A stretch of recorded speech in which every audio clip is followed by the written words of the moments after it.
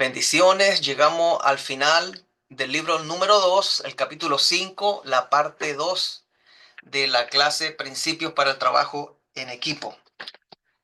Bueno, es el título para hoy, pero así se llama todo el capítulo 5, Principios para el Trabajo en Equipo. Es una bendición poder llegar al final del libro y es reconocer de que hemos aprendido, gracias al hermano que lo escribió, el hermano Nance, Terry Nance. Así que en el nombre del Señor, lo que queda se trata de Dios no crea personas desechables. Eh, Después vamos a revisar el PowerPoint, así que no se preocupen. El próximo principio para el trabajo en equipo es uno de los principales. Reconocer que eres importante y necesario. Dios nunca creó nada para desechar. En el sistema mundial les atribuimos gran valor a las cosas que son de un solo género. Estos son los artículos de incalculable valor. Debes entender que Dios te creó como un ser único y que eres un precioso regalo dado a la iglesia. Si con detenimiento examinas 1 Corintios 12, del 12 al 25, verás la importancia de cada miembro del cuerpo. El apóstol Pablo hizo una comparación entre el cuerpo humano y el cuerpo de Cristo y señaló que el cuerpo tiene muchos miembros, pero todos trabajan como un solo equipo. Así es como el cuerpo de Cristo y las iglesias locales deben funcionar. Al leer los versículos donde Pablo señala que el ojo no puede prescindir de la mano y viceversa, vemos que él dice que no debe haber desaveniencia entre los miembros del cuerpo. Nuestras manos, pies y ojos son partes importantes del cuerpo físico. Nuestra apariencia sería bastante cómica si nuestro cuerpo solo fuese una inmensa nariz. Gracias, Dios, porque no nos creaste así. Eres lo que Dios creó en el cuerpo de Cristo y eres un miembro vital. El propósito en todo esto es conectarte con los demás miembros y trabajar juntos para cumplir una meta en común. Y Pablo escribió que Dios fue quien colocó los miembros en el cuerpo como Él quiso. Dios nos creó como individuos únicos y nos dio cualidades que nadie más posee con la misma exactitud. Cada creyente tiene algo valioso que ofrecer a Dios y al cuerpo. Por lo tanto, si soy llamado a funcionar como una mano, entonces de mí depende ser la mejor mano posible. Mis dones y talentos agradan a Dios, y por eso sé que soy valioso para el equipo. Pablo señaló que hasta los miembros del cuerpo que son débiles, menos dignos y menos decorosos, son tan importantes como los demás. Por ejemplo, el hígado no tiene nada de hermoso, pero debemos reconocer que no podemos vivir sin él. Creo, Creo que los miembros internos del cuerpo representan los ministerios de ayudas. Siempre están trabajando tras bastidores y uno casi nunca los ve. He escuchado a maestros que se refieren a los que pertenecen al ministerio de ayudas como individuos de una categoría más baja o como jugadores de segunda mano dentro del cuerpo. Esta actitud me llena de mucha tristeza y creo que así se debe sentir el Espíritu Santo también. En el desempeño de sus tareas, los ministerios de ayudas son tan importantes delante de Dios como ser apóstol, profeta, evangelista, pastor y maestro. Un gran evangelista me contó que soñó que se encontraba frente al trono de Cristo el día del juicio. Sobre una mesa había diversos tipos de coronas, pero en el medio se encontraba una corona gigantesca adornada con joyas preciosas, la cual superaba en belleza a todas las demás. Él se detuvo allí y pensó, esta debe ser mi corona, por haber ganado millones para Cristo. Finalmente un ángel lo llamó por su nombre y tomó en sus manos una corona pequeña que estaba al lado de la que él había estado admirando. El evangelista detuvo al ángel y le preguntó si él le reconocía y si sabía que había ganado millones de almas para Cristo. Pero el ángel le dijo, sí, pero esta es la corona que te pertenece. El evangelista se sintió triste y un poco perturbado al recibir una corona tan pequeña. Entonces escuchó al ángel mencionar el nombre de una anciana. Esta se acercó y en su cabeza le colocaron la enorme corona. Inmediatamente el evangelista se interesó en saber quién era la anciana. Y el ángel le dijo, esta es la mujer que fielmente oró por ti. El evangelista recibió una revelación de que Dios dice que a veces Él le da un honor más abundante a los miembros que nos parecen que son los menos importantes. 1 Corintios 12. Si piensas cumplir con la parte que te corresponde dentro del cuerpo, debes dejar de considerar tu falta de habilidades y comenzar a usar las que tienes. Conéctate con los demás miembros. Sé fiel a tu iglesia local y comienza a servir de acuerdo con la visión de la iglesia.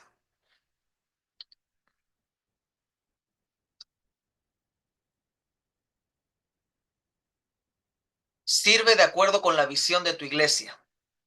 En Hechos capítulo 4, la Biblia nos enseña que a los discípulos los estaban amenazando por orar en el nombre de Jesús. Estos se reunieron con los demás hermanos y comenzaron a orar. Y cuando hubieron orado, el lugar en el que estaban congregados tembló, y todos fueron llenos del Espíritu Santo y hablaban con denuedo la palabra de Dios. Hechos 4:32 hace un importante señalamiento. La multitud de los que habían creído era de un corazón y un alma. En otras palabras, estaban de acuerdo. Esa es precisamente la clave para ver un gran temblor del Espíritu Santo en nuestras iglesias y ciudades. Cuando nacimos de nuevo, todos éramos de un mismo corazón, porque todos pertenecemos a Jesús. Pero, ¿somos todos de un alma? Sobre ellos descendió una unción corporativa, porque estaban en unidad. Todos tenían la misma visión, llevar el Evangelio por todo el mundo, sin importar el costo personal. Ellos estaban decididos a permanecer unidos, reconocer la autoridad de los apóstoles y seguir lo que a través de ellos Jesús les decía. Dios comunica su visión al corazón del pastor local, y esa visión debe penetrar el corazón de cada creyente. Entonces, con un mismo corazón y alma, ellos deben servir para cumplir dicha visión. La unción corporativa sobre una iglesia local tiene el poder de impactar toda una ciudad. ¿Cuál es la visión de tu iglesia local? ¿Qué está diciendo Dios a través de tu pastor? Aprópiate de esa visión y comienza a servir al lado de tu pastor de todo corazón y alma. Pablo exhortó a los corintios para que hablen todos una misma cosa y que entre ellos no haya divisiones. 1 Corintios 1:10. Si estás tratando de hacer cumplir la visión que Dios no le ha dado a tu pastor, entonces vas a crear división. Tienes que detenerte y unirte a lo que el Señor le está diciendo a tu pastor para que comiences a servir en una misma dirección.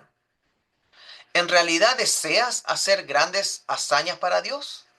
¿Estás dispuesto a encontrar cuál es tu lugar dentro del cuerpo y conectarte con los demás miembros de tu iglesia local? ¿Estás listo para ejercer los dones y talentos que Dios te dio? Si es así, entonces comienza a servir activamente. Dios no te va a obligar. Él permite que ejerzas tu derecho a escoger, pero piensa todas las cosas que se pueden lograr a favor del reino de Dios cuando comiences a hacer la parte que te corresponde. Todos somos llamados a ser escuderos el uno para el otro, y este compromiso es una responsabilidad para toda una vida. Ahora es el momento para levantar en alto tu espada espiritual y unirte a las filas del gran ejército de Dios. Lograremos juntos la victoria, porque allí donde uno hace que huyan 1000, dos harán que huyan 10,000. El último principio para el trabajo en equipo es: descansa en el Señor y permite que sea Él quien te dirija en el cumplimiento de su perfecto plan para tu vida. Debes aprender a confiar en Dios y dejar que sea Él quien haga cumplir el curso que para ti ha trazado. No debemos apoyarnos en nuestra propia prudencia, porque Dios es el que enderezará nuestras veredas. Proverbios 3, 5, 6. Mientras cursaba estudios en Rema durante el año 79, el Señor nos dirigió a renunciar al trabajo que desempeñábamos en una iglesia y que tan solo asistiésemos a otra. Entonces, por primera vez en mi vida, me enfrenté a la realidad de no tener que estar todo el tiempo en la iglesia. Sin embargo, Kim y yo nos aseguramos de asistir 3 o 4 veces a la semana. Comencé a trabajar media jornada en una tienda de zapatos y Kim trabajaba como asistente privada en un hogar de ancianos. Durante 7 u 8 meses estuve llegando al trabajo 10 minutos antes del comienzo de mi turno para sentarme en mi auto y expresar las siguientes palabras. Recibí un llamado y no voy a vender zapatos y oler pies malolientes durante el resto de mi vida. Señor, cuando yo salga de este auto, te daré las gracias porque me dirigiré hacia el ministerio en el cual estoy trabajando jornada completa. Creímos a Dios en cada aspecto de nuestras vidas, especialmente en el área económica. Kim les hablaba de Jesús a los ancianos que ella atendía. Ellos se convertían y por ser tan ancianos, pronto morían. Mientras estaban vivos, Kim recibía un sueldo. Cuando morían, Kim se quedaba desempleada. Fui al hogar de ancianos y les declaré, ustedes vivirán y no se morirán, pero de todas formas se morían. Le pregunté a Kim por qué razón ella terminaba cuidando a los pacientes que ya no tenían esperanza alguna de salvarse. ¿Por qué razón nunca le asignaban pacientes con una expectativa de vida más prolongada? 3 semanas antes de que concluyera el año escolar, murió otra de las señoras que Kim cuidaba. Entonces mi jefe me llamó y me dijo que en 3 semanas su hijo tomaría control del negocio y que no me iba a necesitar. Así nos vimos mi esposa y yo sin trabajo y sin la probabilidad de unirnos al personal ministerial de una iglesia. Todas las iglesias que contactamos deseaban saber si mi esposa tocaba el piano y cantaba. Bueno, ella cantaba, pero no tocaba el piano. Su respuesta era, lo sentimos, necesitamos a alguien que tenga talento. Yo comencé a pensar, querido Señor, yo bien podría ser el mayor de los necios o un gran ladrón, pero si mi esposa tocara el piano, yo podría ingresar al ministerio. Cierta noche me sentí tan deprimido que me acosté en el piso de nuestro departamento y lloré hasta más no poder.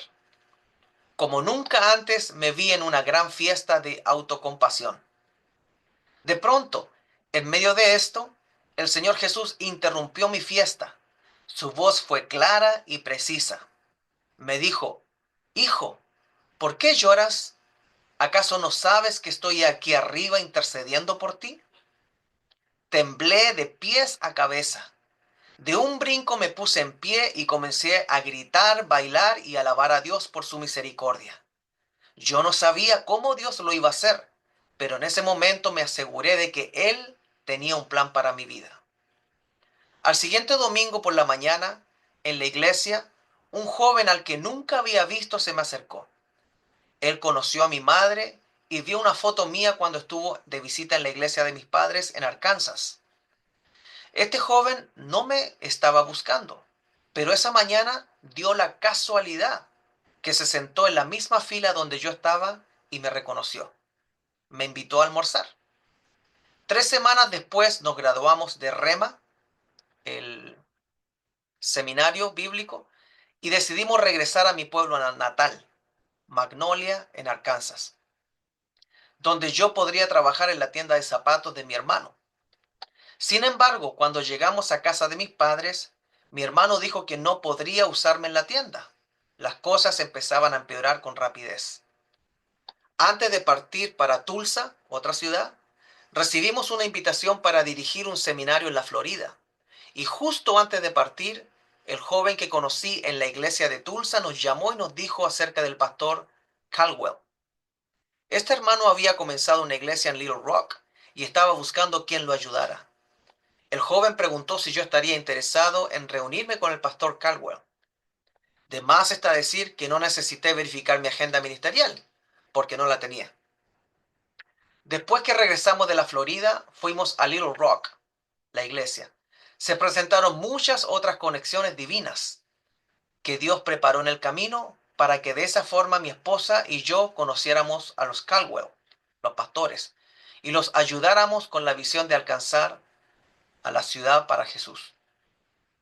Como ves, Dios es el mejor jugador de ajedrez que jamás existirá.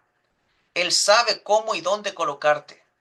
Tal vez te encuentres en cierto lugar y sin entender por qué, pero si confías en Dios, al final verás que Él siempre estuvo obrando su plan divino. En este libro he narrado algunos de los muchos retos de mi vida como ejemplo de aquellos que enfrentarás si estás en la voluntad de Dios. Pero de todos ellos, Él nos ha liberado.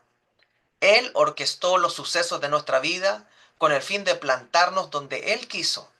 Es muy cierto que Dios nos ha hecho florecer donde nos plantó. Muchos son los llamados y pocos los escogidos. Entrar en el ámbito de los escogidos de Dios requiere oración, fe, integridad, diligencia y excelencia en el ministerio. Es tu decisión que todos estos se cumplan en tu vida y que se sometan a la voluntad de Dios sin considerar el costo personal. Todos somos escuderos de Dios, marchando hacia adelante para servir en este mundo y haciendo lo que nos corresponde en la tarea de evangelizar a las naciones. No seamos débiles en nuestra fe mientras continuamos divagando en cuanto a nuestro llamado se refiere. Hagamos lo que esté al alcance de nuestras manos, sirvamos a los líderes que Dios llamó y oremos por un mover del Espíritu de Dios en estos últimos días. Esta es nuestra generación, nuestro día y hora, y nuestro momento para levantarnos y ser las luces que Dios desea que seamos. Nosotros somos el ejército de Dios, la voz de Dios, el instrumento de Dios sobre la tierra. Somos las iglesias locales. Amén. Ahora vamos a repasar el PowerPoint, que es la clase en sí, pero el esqueleto de la clase. Principios para el trabajo en equipo. Dios no crea personas desechables. Cada miembro del cuerpo de Cristo es importante y necesario. Todos somos llamados a ser escuderos el uno para el otro, un compromiso para toda la vida. Reconocer tu valor. Uno, creación única. Dios te creó como un ser único. Eres un precioso regalo para la iglesia. Dios, miembro vital. Dos, miembro vital. Eres lo que Dios creó en el cuerpo de Cristo. Cada creyente tiene algo valioso que ofrecer. Tres, talentos especiales. Dios nos dio cualidades que nadie más posee con la misma exactitud. El cuerpo de Cristo. Uno, visión. El ojo no puede prescindir de la mano. Todos los miembros son necesarios. Dos, servicio. Si soy llamado a funcionar como una mano, debo ser la mejor mano posible. Tres, apoyo. Los miembros internos representan los ministerios de ayudas, trabajan tras bastidores. Y cuatro, recompensa. Dios da honor más abundante a los miembros que parecen menos importantes. La corona de la fidelidad. Uno, oración fiel. Una anciana que oró fielmente recibió una corona mayor que un evangelista famoso. Dos, servicio humilde. Los ministerios de ayuda son tan importantes como ser apóstol, profeta o pastor. Tres, recompensa divina. Dios valora la fidelidad por encima de la fama o el reconocimiento público. Sirve según la visión. Uno, visión pastoral. Dios comunica su visión al corazón del pastor local. Dos, unidad de corazón. La visión debe penetrar al corazón de cada creyente. Tres, servicio alineado. Con un mismo corazón y alma debemos servir para cumplir dicha visión. Y cuatro, impacto colectivo. La unción corporativa tiene el poder de impactar toda una ciudad. La unidad es clave. Uno, oración unida. Los discípulos oraron juntos frente a la persecución. Dos, llenura del Espíritu. El lugar tembló y todos fueron llenos del Espíritu Santo. Tres, un corazón. La multitud de los que habían creído era de un corazón y un alma. Cuatro, misión compartida. Todos tenían la misma visión, que era llevar el Evangelio por todo el mundo. Confía en el plan divino. 1. Renuncia y fe. A veces Dios nos pide renunciar a lo seguro para seguir su dirección, como cuando el autor renunció a su trabajo en la iglesia. Tiempos de prueba. El autor y su esposa enfrentaron desempleo y rechazo mientras esperaban la dirección de Dios. 3. Intervención divina. En medio de la desesperación, Dios habló. ¿Acaso no sabes que estoy aquí arriba intercediendo por ti?, le dijo al pastor que escribió el libro. Conexiones divinas. 1. Encuentros providenciales. Un joven reconoció al autor del libro en la iglesia por una foto que había visto. 2. Llamadas oportunas. Una llamada inesperada conectó al autor del libro con el pastor Caldwell. 3. Puertas abiertas. Se presentaron conexiones divinas que Dios preparó en el camino. 4. Plan maestro. Dios es el mejor jugador de ajedrez. Él sabe cómo y dónde colocarte. Florecer donde estás plantado. 1. Florecimiento. Dios nos hace florecer donde nos planta. 2. Oración y fe. Entrar en el ámbito de los escogidos requiere oración y fe. 3. Integridad y diligencia. La excelencia en el ministerio demanda integridad y diligencia. 4. Sumisión a Dios. Someterse a la voluntad de Dios sin considerar el costo personal. Nuestro momento para brillar. 1. El ejército de Dios. Somos escuderos marchando hacia adelante para servir en este mundo. 2. Luces en la oscuridad. Es nuestro momento para levantarnos y ser las luces que Dios desea que seamos. 3. Las iglesias locales. Somos la voz de Dios, el instrumento de Dios sobre la tierra, las iglesias locales. Amén. Esto ha sido la segunda parte del último capítulo. Voy a colocar stop sharing y vamos a comentar. Estamos precisos en el tiempo, estamos bien. Ok, antes de ser puntuales en mis preguntas, voy a dejar un espacio para que hagan comentarios generales de lo que más le impactó, siempre y cuando no se peleen en tomar la palabra, porque se ve feo y es un mal testimonio. Hagan turno, ¿ok? Dios les dé la sabiduría para hacer turno. ¿Quién quiere? Levante la mano, abra su micrófono y diga qué fue lo que más le llamó la atención del final del libro.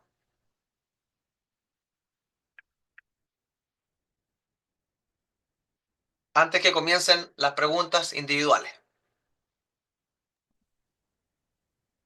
Adelante, mi hermano Nelson. Abra su micrófono nomás. Sí, buenas noches para todos. Sí, esa última parte tuvo bastante eh, crucial, donde dice que Dios nos hace florecer en la iglesia local. Si Dios no nos ha movido de Iglesia Crisay es porque hay un propósito, y un propósito grande. Y no lo digo por mí, lo digo por todos los que están ahí en Iglesia Crisay que han permanecido. Si por X o por Y circunstancias se ha movido, es que hay algo que no va a florecer. Pero cuando permanecemos en la obra y somos fiel, obedecemos la palabra de Dios, desarrollamos bien los dones espirituales que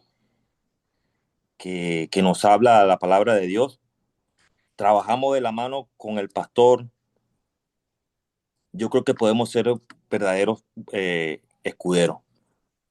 Eh, si no estamos de la mano, si hay eh, esa discordia o hay, pastor dice algo, a mí no me parece, entonces ahí siempre va a haber una discordia y no se va a poder trabajar como se debe trabajar en la obra. Pienso que el llamado, más allá del llamado que uno tiene, eh, me analizaba la persona que oraba por, por el autor. hay alguien que está orando para obtener la respuesta si verdaderamente eh, necesitas trabajar en esa obra. O sea, yo pienso que tengo un llamado, por ejemplo, yo me imagino, pastor, que usted ora con su esposa, ora con los equipos, con el equipo ministerial que tiene ahorita a cargo. Y yo pienso que Dios tiene que mostrar a ver si verdaderamente esta persona que está aquí, que tiene el llamado, se puede quedar o no se puede quedar. Yo pienso que la respuesta nos la va a mostrar Dios y mediante los frutos del Espíritu que esa persona tenga. Si no, no va a poder caminar bien la obra para ser un escudero. Amén. Gracias, mi hermano Nelson. Puede bajar su mano ya. Hermano Alejandro, ¿usted tiene la mano levantada? Amén.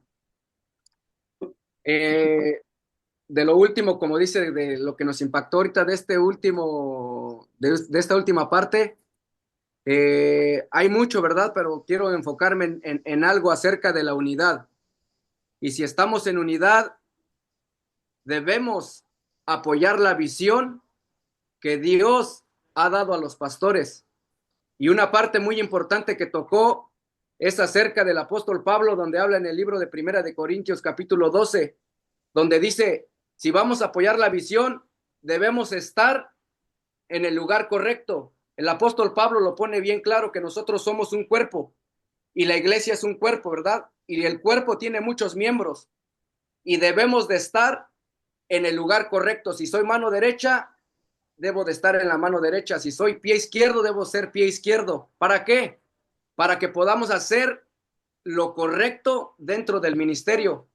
Preguntarle al Señor si estamos en el lugar correcto para apoyar esa visión que Dios ya les ha puesto a ustedes como pastores y que Dios nos ha agregado a nosotros para ser de gran bendición y apoyo para seguir llevando a cabo esa visión que les ha dado Dios. Y yo creo que la visión en algo que yo he mirado de la iglesia, de lo que siempre ora, es de lo que decía al final, de la misión compartida, de llevar el evangelio y siempre ora, ¿verdad? Por los españoles, por los mexicanos, por los salvadoreños, por todo latino, venezolanos, colombianos, brasileños, que lleguen para seguir compartiendo de la palabra de Dios, seguir esa visión que Dios les ha dado a ustedes como pastores. Gloria a Dios. Gracias, mi hermano Alejandro. Ok, voy a empezar a plantear temas puntuales. El,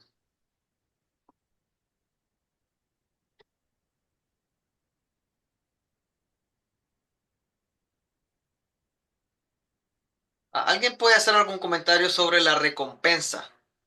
Eh, el autor contaba una historia de un sueño que tuvo un evangelista, que la corona más grande que pensó que era para él, se la dieron a una anciana y que resultó ser la que más oraba, la que oraba por él. ¿Alguien tiene algún comentario respecto a esto, puntualmente, de los que no han hablado? Esa parte creo que a mí, perdón, pastor, ¿puedo tomar la palabra? Adelante, mi hermana Nati. No, esa parte creo que a mí de verdad me tocó mucho porque hablaba de que todos somos tan importantes como miembros del cuerpo de Cristo, ¿verdad? Tanto aquel, como siempre hemos mencionado, aquel que limpia los baños, o aquel que barre o que hace las cosas menores. Tal vez hay quienes se crean menores. Eh, Hoy aprendimos, ¿no?, de que Dios da honor a aquellos que parecen ser menos importantes, como en el caso del sueño de este evangelista, ¿no?, que quien recibió la corona mayor fue la anciana, porque Dios valoró la fidelidad de ella, que fue su fidelidad y su oración, ¿no?, que él enalteció. Entonces, estoy muy segura de que, como la palabra lo dice, que Dios enaltece al de corazón humilde y aborrece al soberbio. Claramente está de que Dios resiste a quienes somos soberbios, porque Los soberbios no van a reconocer a Dios como la parte más importante de su vida, ¿verdad? O son aquellos que piensan que se merecen todo lo bueno que les está pasando, a diferencia de aquellos que eh, son humildes de corazón ante Dios, reconocen a Dios como la roca de su vida, como eh, reconocen la gracia de Dios en su diario vivir, y eso creo que Dios premia más que aquellos que sean soberbios.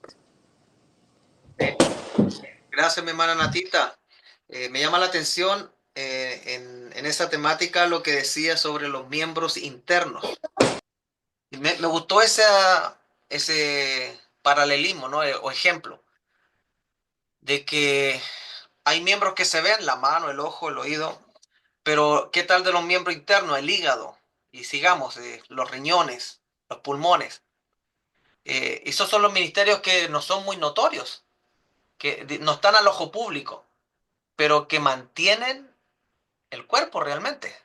Es que el cuerpo es uno, digamos, mantienen en la funcionalidad del cuerpo. Entonces yo creo que esa es la parte que podemos rescatar de que los ministerios no necesitan ser públicos para ser importantes o imprescindibles. Los ministerios, no las personas, porque las personas no son, no hay nadie imprescindible en la obra del Señor. Recuerden que al final todos, si hacemos lo que tenemos que hacer, somos siervos inútiles.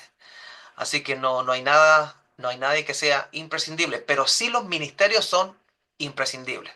Es diferente. El cargo es imprescindible, el llamado es imprescindible. La persona puede eh, caer o renunciar, pero creo que es importante sumar en la mente esto de los ministerios internos. O sea, yo puedo estar en un ministerio que no se ve, pero quizás soy el que, quién sabe, voy a tener la corona más grande.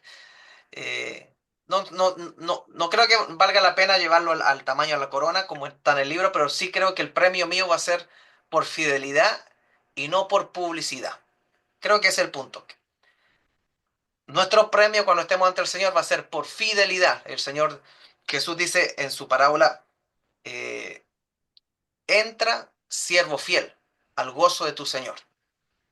Entonces, fidelidad en lo poco, fuiste fiel, en lo mucho te pondré. Entonces, ese es el punto que quiero aclarar. Perfecto.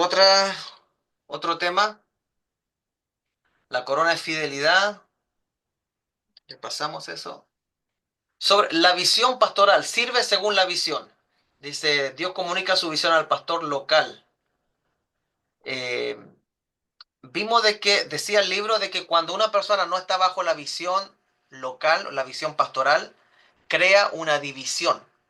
Y este es un tema para batirlo y sacar mucha mantequilla. ¿Alguien tiene algún comentario de los que no han hablado sobre este gran problema que pasa en las iglesias cuando alguien no está en la visión pastoral y se crean estas divisiones?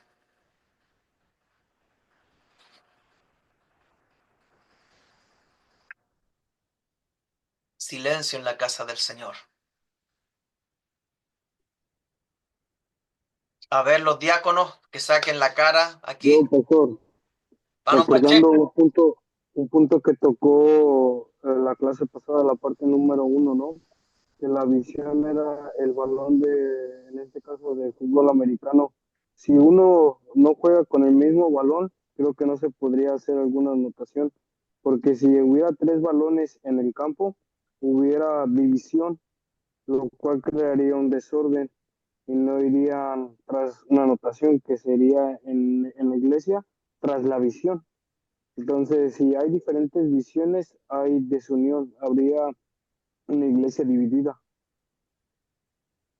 Wow, lo coloqué en Spotlight, ahí al medio, porque dijo algo muy importante. Se acordó del balón. Sí, tiene toda la razón. El autor, la clase pasada decía que la visión pasa a ser el balón, como en el fútbol americano. Un solo balón tiene que estar en la cancha, no porque no existan otros balones y porque sean iguales o mejores que el que está ahí, sino es porque el juego dentro de esa cancha, en ese estadio, se juega con un solo balón. Hay otros estadios Hay otras canchas donde van a necesitar otro balón, ¿no? Entonces, la visión es algo parecido. Tiene que haber una sola visión para que todos corran detrás de esa visión. Le voy a dar 5 estrellitas, hermano. 5 estrellitas ahí. Se las merece. El comentario fue, pero al clavo. ¿Alguien más tiene algún comentario sobre la importancia de estar unidos en una visión? Dice aquí que debemos alinearnos con un mismo corazón y una misma alma, como lo describe la palabra en la iglesia primitiva. ¿Algún comentario? Diáconos, no se peleen, diáconos.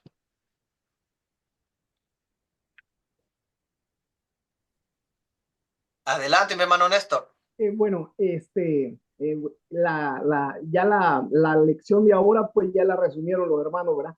Pero sí, siguiendo la pregunta, bueno, si no seguimos una visión, la que ya está dada, la que ya está en la constitución de nuestra iglesia, entonces si no seguimos esa visión, pues vamos a hacer un fracaso, una iglesia fracasada, porque si el pastor, usted como pastor tiene una visión, pero los líderes tienen otra, o cada líder tiene una visión diferente, y cada miembro de la iglesia tiene una visión diferente que han venido de otra iglesia, que nacieron con otro tipo o en concilios diferentes, entonces, y no nos alineamos a esta visión de Creekside, entonces vamos a hacer una iglesia fracasada, porque nunca vamos a prosperar, nunca vamos a parir la visión que usted ya tiene, o como constitución de la iglesia Creekside, ¿verdad? Entonces va a ser difícil llegar a un feliz término o que la iglesia tenga un crecimiento y que pueda alcanzar, qué sé yo, las ciudades de Redmond, Kirkland, todas las ciudades circunvecinas del área, porque el autor, el punto de ellos era alcanzar la ciudad de Little Rock. Entonces, la visión de nosotros es alcanzar al inmigrante, ¿verdad? Entonces, ahí es donde nosotros debemos de, como quien dice, enfocarnos en esa visión. Amén. Amén, amén. Gracias, mi hermano Néstor. Mientras hablaba el hermano, pensaba esto, que en las iglesias hay personas malas que sí hacen desastres, pero hay personas buenas que simplemente se apartan de la visión. Por las personas malas, bueno, le pedimos al Señor que tenga misericordia, eh, pero por las personas buenas, sin importar que una persona sea buena, de buen corazón, quiere servir al Señor, cuando se apartan de la visión, se produce un desorden, se produce confusión y se produce caos. Entonces, qué bueno que hayan este tipo de clases para las personas que ya están más seriamente en la iglesia, para que se hable de esto, porque quizás esas personas buenas cometen errores porque nunca se les enseñó, ni se les dijo cómo deberían mirar el funcionamiento de una iglesia. Si no se tienen este tipo de clases, muchas personas no es por maldad que se confunden, sino es porque simplemente no han sido educados, enseñados en cuanto a la forma de trabajo. Cuando uno llega a un trabajo, casi siempre se le da un training. No sé si le ha pasado, ¿no? Se comienza por el training, el entrenamiento. Yo creo que estas son clases de entrenamiento para los obreros, para que cuando vamos a obrar, sepamos cómo se trabaja en esa viña. Ah, porque, insisto, hay personas con muy buen corazón, pero si no saben cómo se trabaja en la viña, en ese lugar, se producen líos, confusiones, malentendidos y, y problemas. Nos queda tiempo, 9 minutos, micrófono abierto. ¿Alguien tiene otro comentario al respecto? Ya, pastor. Adelante. Pastor, en la clase de hoy yo creo que hay una palabra clave, lo dijo el hermano Alejandro, que es la unidad.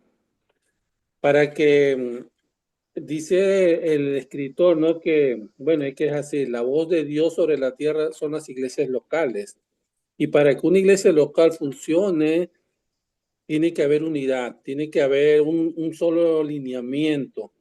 Lo que el pastor diga, los demás estamos en la obligación, siempre y cuando sea conforme a la voluntad del Señor, ¿no? Tenemos que seguir a la visión del pastor. Decía también el libro que Dios no crea personas desechables, o sea, lo que Dios creó, todos los miembros son importantes, así como puso el ejemplo del Pablo, de que sin la mano derecha, la nariz, o sea, todo tiene que ser trabajar en armonía, porque si no, no funcionarían las cosas. Amén, pastor. Amén, amén. Sí, es importante. Siempre recuerden que cuando se trata de la explicación del funcionamiento de la unidad del cuerpo de Cristo, 1 Corintios 12 es el centro donde estamos, donde debemos mirar con la iglesia local, porque Pablo estaba tratando de ordenar la iglesia de Corinto. Los corintios estaban muy divididos, entonces por eso sale ese discurso. Y divididos porque sabían también, bueno, pensaban que sabían bien, pero es lo que hemos estado predicando, hemos estado estudiando el libro de Corintios. Y una cosa es saber mucho y la otra es ser de bendición y ser de edificación, como se llamó la prédica este domingo. A propósito, ¿quién se recuerda cómo se llamó la prédica el domingo?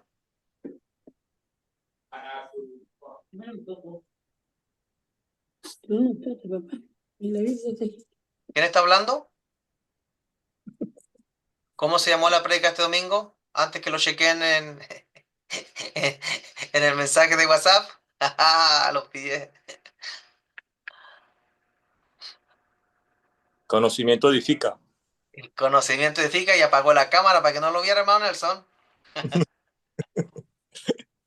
Sí, Aquí revisando mi cuaderno de apuntes. el conocimiento cuando es con amor edifica. El conocimiento cuando es sin amor eh, termina humillando a los demás porque se exalta a la persona que sabe más. Perfecto. Déjeme ver si hay algo que aquí... Confía en el plan divino.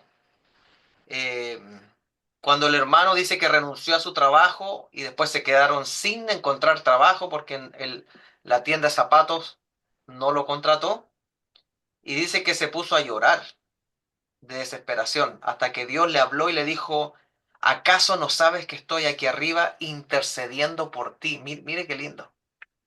¿Algún comentario con respecto a eso? Adelante, hermano Rey.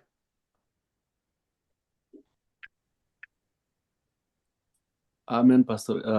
Creo que me llamó mucho la atención de la parte donde dice que um, Dios es el maestro jugando el ajedrez porque Él sabe mover las piezas, dónde colocarlos y en qué momento.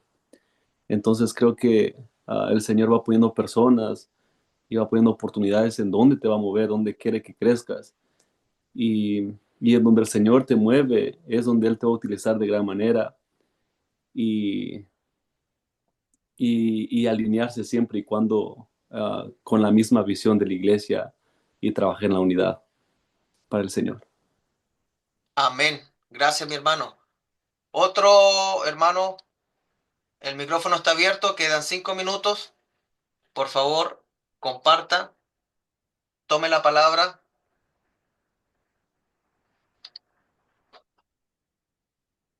No se peleen, por favor. Sean cristianos.